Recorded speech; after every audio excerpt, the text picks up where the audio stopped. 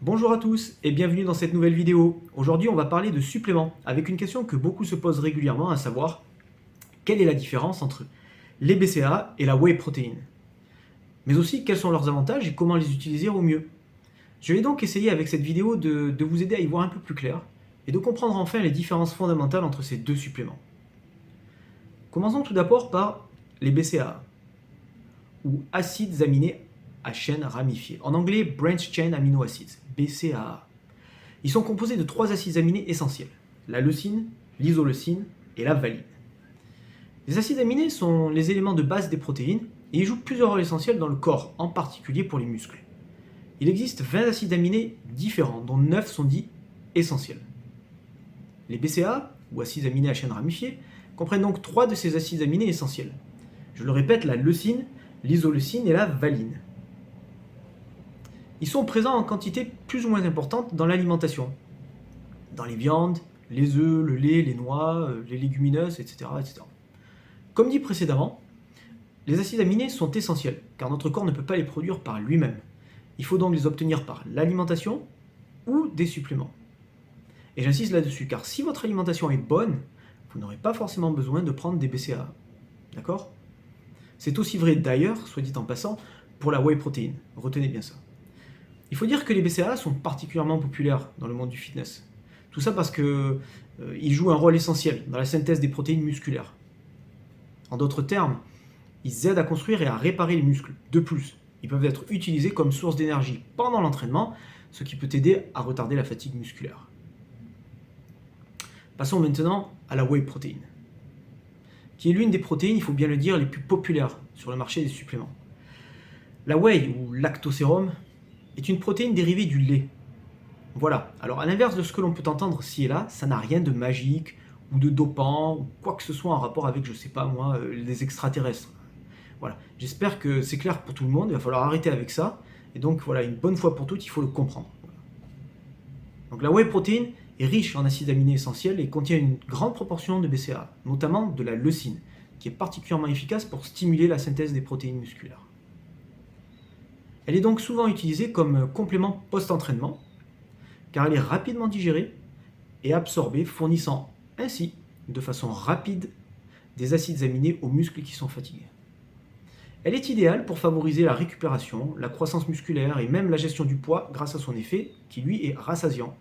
Et oui, il faut se souvenir de ça. Donc maintenant, quelle est la différence donc entre la whey protein et la BCAA? Alors, quelle est la différence entre les deux? Alors, la BCAA et la whey protein, la principale différence réside dans leur composition et leur utilisation. Les BCAA se concentrent sur 3 acides aminés essentiels, on est d'accord, tandis que la whey protein est une source complète de protéines contenant tous les acides aminés essentiels, y compris les BCAA.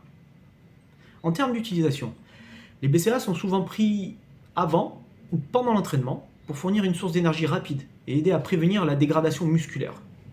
Ils sont particulièrement utiles pour les séances d'entraînement intenses ou de longue durée, où le corps pourrait commencer à puiser dans les muscles pour obtenir de l'énergie. On est d'accord? On essaye donc avec les BCAA de maintenir la masse musculaire. La whey protein en revanche est souvent utilisée après l'entraînement, quoique, pour favoriser la récupération et la croissance musculaire. Elle est également une excellente source de protéines pour les repas ou les collations tout au long de la journée, en particulier pour ceux qui ont du mal à atteindre leurs besoins quotidiens en protéines uniquement avec de l'alimentation, uniquement par l'alimentation. Donc d'un côté, on a le maintien de la masse musculaire, et de l'autre, on a la croissance de la masse musculaire. Au final, que choisir? Alors, que devriez-vous choisir, BCAA ou whey protein? Cela dépend de vos objectifs et de vos besoins individuels. Par exemple, si vous cherchez à augmenter un apport global en protéines et à favoriser la récupération musculaire après l'entraînement, la whey protein est un excellent choix. Elle est polyvalente, elle peut être facilement intégrée dans votre alimentation quotidienne. Si vous êtes plus préoccupé par la performance pendant l'entraînement et que vous voulez éviter la fatigue musculaire, les BCAA peuvent être plus appropriés. Ils sont également utiles pour ceux qui suivent un régime pauvre en protéines ou qui cherchent à réduire leur apport calorique tout en maintenant leur masse musculaire. En conclusion, les BCAA et la whey protein ont chacun leur avantage spécifique. Les BCAA sont parfaits pour une énergie rapide et la prévention de la dégradation musculaire, Tandis que la whey protein est idéale pour la récupération et la croissance musculaire globale.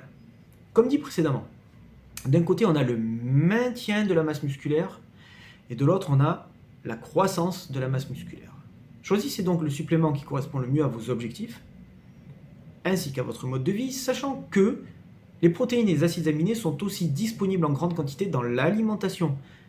Il est donc préférable, à mon avis, de privilégier une alimentation saine et complète plutôt que de prendre des suppléments.